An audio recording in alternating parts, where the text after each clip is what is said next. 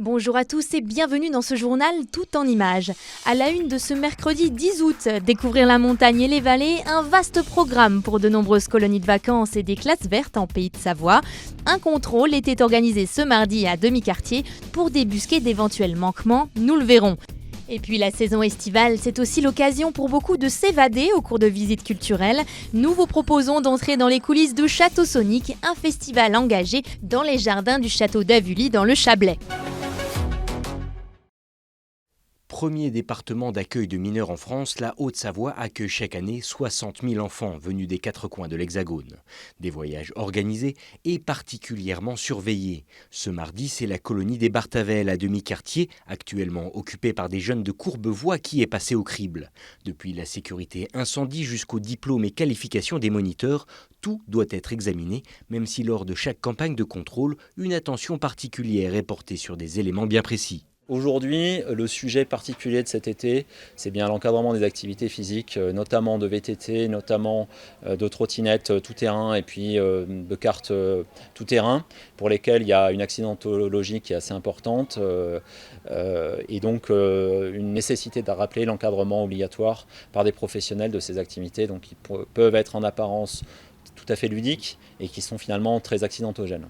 Une supervision qui, bien que légitime et habituelle, fait toutefois un peu stresser les directeurs de site, qui se plient bien volontiers à la vérification de leur bonne foi et de la bonne gestion de leurs effectifs. Je suis content parce que j'ai pas eu du tout de remarques négatives ou de manquements ou autres. Donc ça veut dire qu'on est bien organisé, qu'on a bien fait les choses, donc ça fait plaisir. Ça se prépare en amont parce que c'est avant de partir qu'il faut vérifier qu'on a tous les documents que l'inspecteur peut demander. Donc ça se prépare en amont. C'est pas toujours facile parce qu'il faut souvent courir derrière les documents. Parfois il manque un permis de conduire là-bas, parfois il manque un certificat de vaccin de l'autre, etc. Donc on fait tout ça. C'est beaucoup d'organisation, beaucoup de classeurs, beaucoup de voilà. Après voilà, ça se passe bien. On ne sait jamais. Il suffit qu'il y ait un jeune qui fasse quelque chose de très limite devant l'inspecteur pour nous mettre un peu mal à l'aise. Mais bon, ça fait partie de la vie.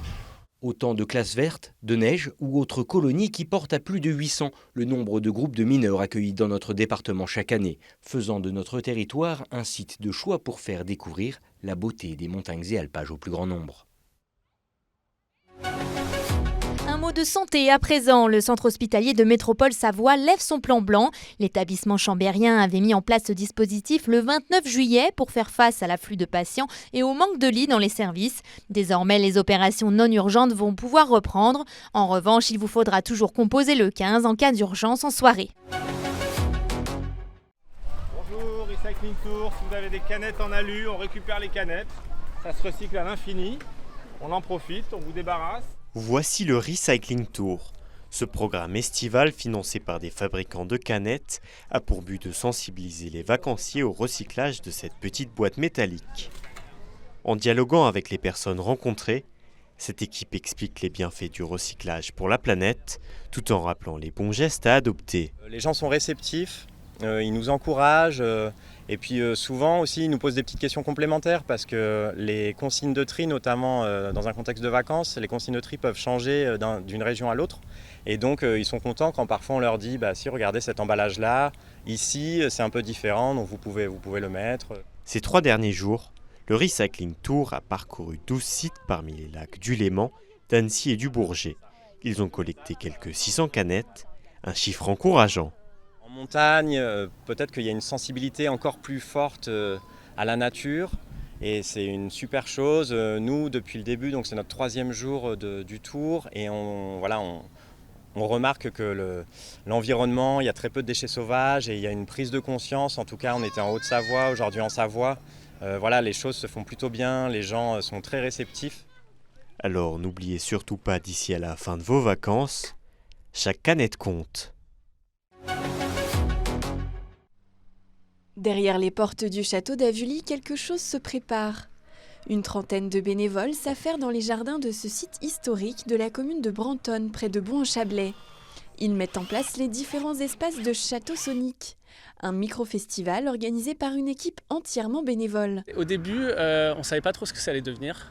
Et je pense que j'étais avec cette femme très déterminée et je pense que finalement le projet c'est structuré de manière assez semi-professionnelle, assez vite, sans qu'on s'en rende compte.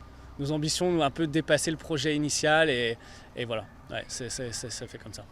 En 6 éditions, le festival a grandi, notamment aux yeux des professionnels, grâce à une programmation musicale éclectique favorisant des artistes indépendants et émergents.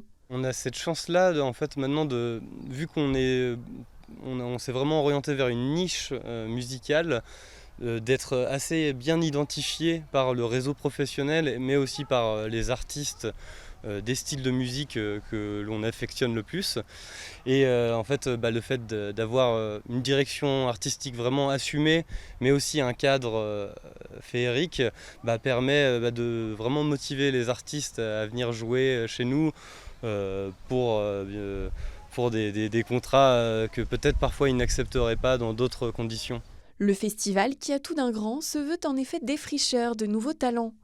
L'ouverture à la nouveauté, mais aussi le respect des différences ou de l'environnement sont autant de valeurs portées par cette jeune équipe qui propose aussi des animations tout au long du week-end. On a une offre qui est vraiment très large. On a une offre en journée pour les familles, pour le public local, qui va consister à faire découvrir des activités comme la sérigraphie, la broderie numérique. On fait aussi de l'upcycling d'objets. On est vraiment sur des valeurs très sociales, très locales et on essaye au maximum promouvoir des collectifs et des entreprises locales sur notre programmation jour. 3700 personnes sont attendues pour les 3 jours du festival qui débute ce vendredi. Un camping a aussi été prévu pour les plus fêtards. Ils pourront danser jusqu'au petit matin, les concerts étant prévus jusqu'à 4 heures.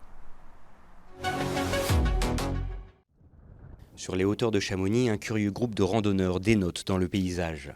Chargés de près de 200 kg de matériel, ces scientifiques se sont fixés comme mission d'analyser la présence de particules de microplastiques dans de nombreux lacs d'altitude. C'est des toutes petites particules, à peu près l'épaisseur d'un cheveu, qui peuvent aller dans l'atmosphère en lien avec l'utilisation quotidienne du plastique, les vêtements, les sacs plastiques, tout ce qui contient du plastique, qui par frottement peut se fragmenter en petites particules, partir dans l'atmosphère et venir se redéposer ici sur les lacs d'altitude.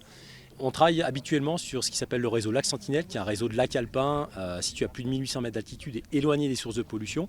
Et on voulait compléter nos études ici sur le lac Blanc, qui lui est très fréquenté, donc ce qui permet d'avoir des conditions de fréquentation qui sont différentes d'un site à l'autre.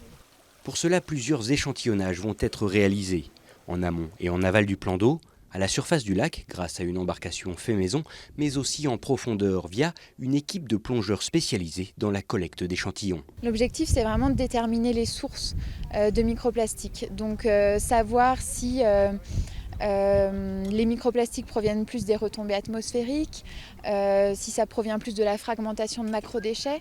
Donc le fait de savoir vraiment le type de polymère qu'on va avoir, on va pouvoir normalement essayer de remonter par exemple aux produits en fait. Et par exemple dans les retombées atmosphériques, on va avoir plus de fibres. Si on trouve énormément de polyéthylène terephthalate par exemple, ça peut être plus les bouteilles en plastique. Autant de pollutions potentielles qui pourraient donc impacter de nombreux autres milieux, bien au-delà des seuls lacs d'altitude. Ces problématiques-là, c'est les problématiques qui sont contemporaines.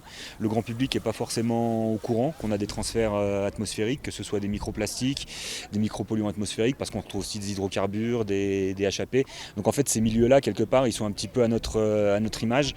Et c'est aussi, c'est aussi une mémoire, parce que dans leurs sédiments, on va pouvoir retrouver tout notre passé.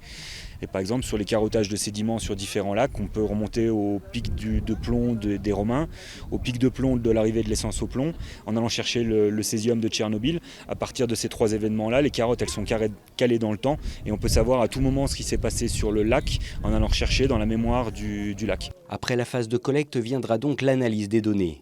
À terme, une publication scientifique devrait paraître en fin d'année, avant d'être transmise aux collectivités pour servir de support de sensibilisation auprès des différents publics concernés. C'est déjà la fin de cette édition tout en images. Merci à tous pour votre fidélité sur notre antenne. Rendez-vous dès demain pour un nouveau journal à 18h. Très belle soirée à vous sur 8 Mont Blanc.